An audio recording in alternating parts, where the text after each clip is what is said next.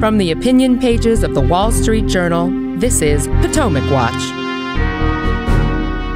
A measles outbreak in Ohio sickens 82 people as a poll shows vaccine hesitancy rising. Plus, the House Ways and Means Committee goes through with publicly posting President Trump's tax returns. Welcome, I'm Kyle Peterson with the Wall Street Journal.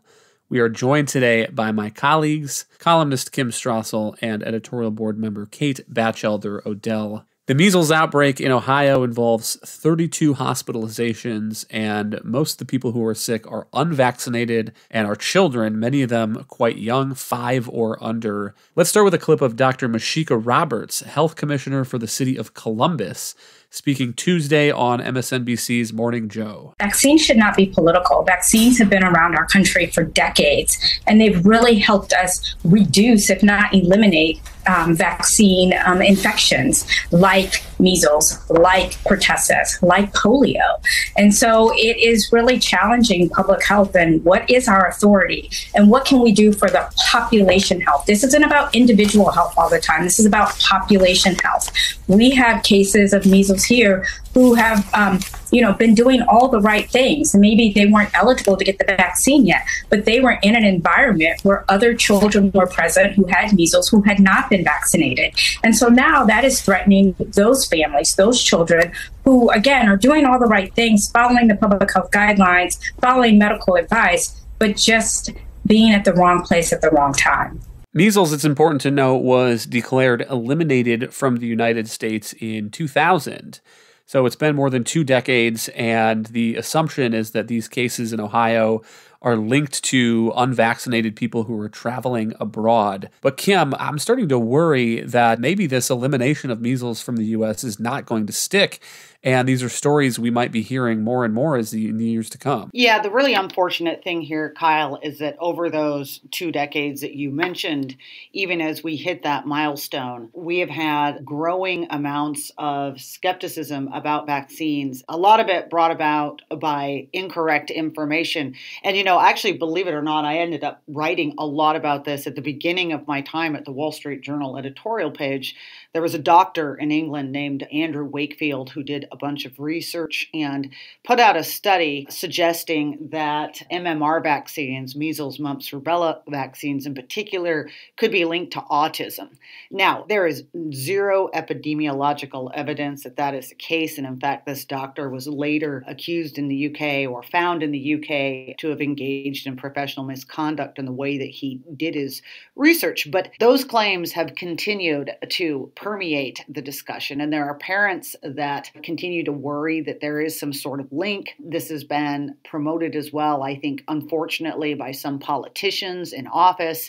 And so we've had this ongoing battle to try to get the truth about vaccine safety, especially in long-time childhood vaccines out. And now I think the risk here and what's happening too is that because of some profound mishandling of misinformation with the COVID vaccine, that trust has only grown weaker, and this may account as well for growing numbers of kids that aren't getting vaccinated. As Kim notes, the previous anti-vaccine skepticism seems now like it's combining with some new skepticism coming out of the COVID-19 pandemic. And there's a notable Kaiser Family Foundation survey released a couple weeks ago. It says the experience of the COVID-19 pandemic and debates over vaccine requirements and mandates appear to have had an impact on public attitudes toward MMR vaccine requirements for public schools.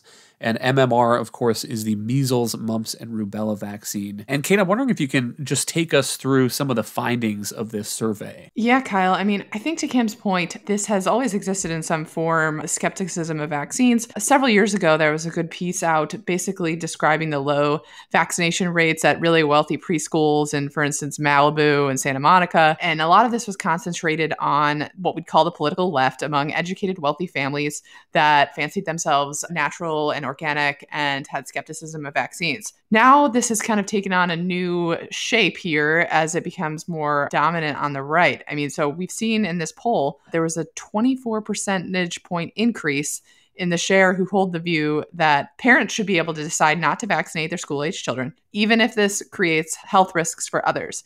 And this increase has come over a relatively short period of time. And now 14% of GOP leaners tell Kaiser that they think the risk of the MMR shot, the measles, mumps, and rubella we're discussing, the risks outweigh the benefits.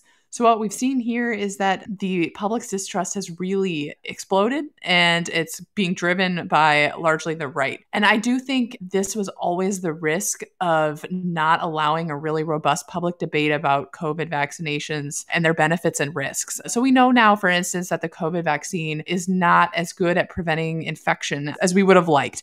That doesn't mean it's not useful. It's still effective, for instance, at preventing severe disease. But public health experts, I think, really oversold the case and made getting vaccinated a moral article of faith versus a good decision on the risk profile and the benefit profile.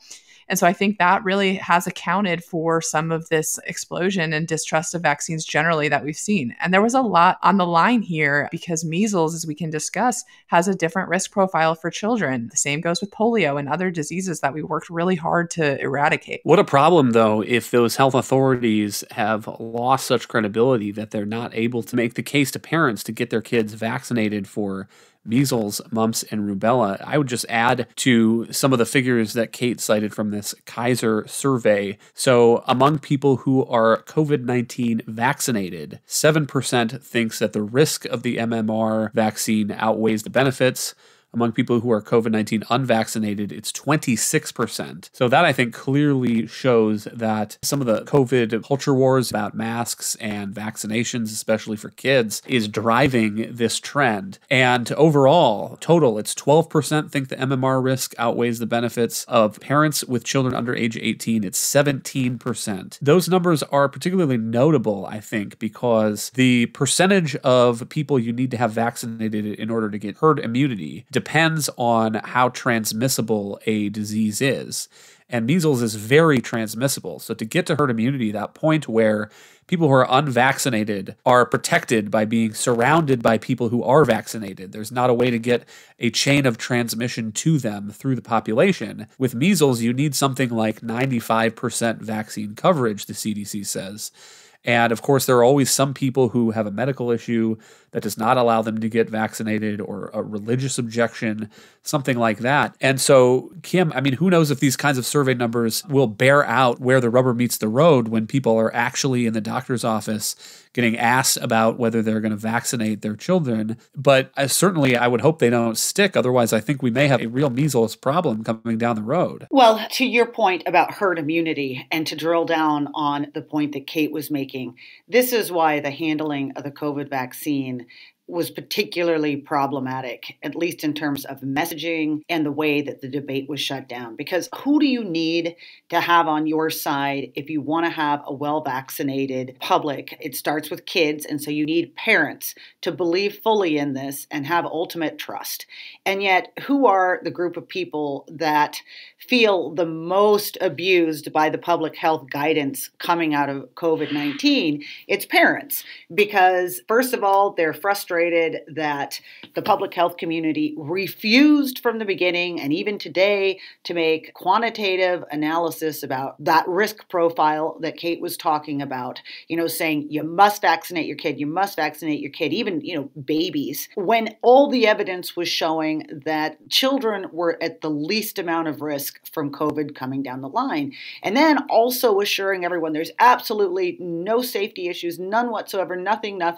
And then later, parents find out that, well, in young men, there's a myocarditis risk. And, again, not something that's overwhelming, but it's there. And to have not been more open about it, and again, I put this at the feet of public health officials, parents feel as though they were taken a little bit for a ride.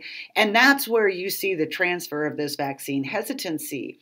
And it's really problematic because the diseases that we are talking about here, like measles and mumps, are quite serious. The kids that you opened with, many of them have been hospitalized. And so this is a risky area. And yet we have parents that, because of COVID, are pulling back. And my fear is that we begin to see not just, outbreaks of measles, but some of these other childhood diseases that were meant to be eradicated, but are increasingly rearing their heads across the United States. But even to people who opted out of the COVID-19 vaccines, or at the very least opted their kids out of them, I would underline what Kate said, is that these other diseases and these other shots that have been in use for decades have completely different risk profiles. So if you check out measles at the Centers for Disease Control and Prevention, it says that 1 out of every 1,000 kids with measles develops encephalitis, which is brain swelling. 1 out of every 20 who gets the virus ends up with pneumonia. And complications from measles kill about 1 to 3 out of every 1,000 children who contract the disease. And Kate, you mentioned polio. I don't even want to think about polio. But it's hard for me not to think that it is easy to forget how bad the bad old days were when these diseases were running rampant. And there's a bit of, modernity complacency here setting in with people who, don't remember those days. Yeah, Kyle. I mean, in addition, it's easy to forget how bad they were. It's easy to forget how recent they were. Mitch McConnell, the GOP leader in the Senate, had polio as a 2-year-old and has described some of his earliest memories being treated for polio at a facility in Georgia. It used to be a devastating childhood disease, and it's been completely eradicated, but it's not inevitable that it stays that way. It is a choice, like you're describing, for enough people to get vaccinated. On the measles point too, I think it's important to note, the argument has always been on COVID vaccines that there's simply no downside, there are no risks, as Kim was describing, and then later parents find out that perhaps there are some risks. And that's why I think it's so important to shift to a public health strategy that explains to people that it's not that there are no risks, it's that the benefits massively outweigh them. And that's the case with measles as well. It's not as though there are no side effects or no problems with vaccines, it's that they're extremely rare and that the side effects from measles, the chance of complications, are significantly higher. So we need to be able to reason with people and persuade them why getting vaccinated is a good choice, as opposed to making it this moral crusade that I think can be patronizing and not meet people where they are. So I'm hopeful too that doctors can play a closer role in this, in taking parents' concerns seriously, not treating them as though they're not valid, and hearing them out and then talking to them about the benefits of getting vaccinated. I think parents are a lot more likely to respond to that interaction with their doctor that they know and trust than they are from public health messages from the CDC. So that, I think, is a better strategy for getting people vaccinated.